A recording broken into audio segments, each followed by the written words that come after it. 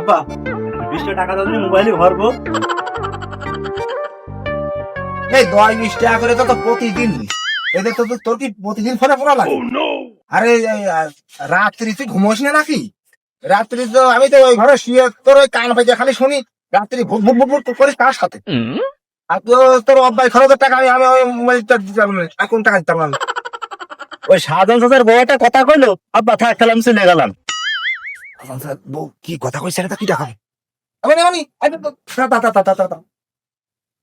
ওই তোর 20 টাকা লাগবে।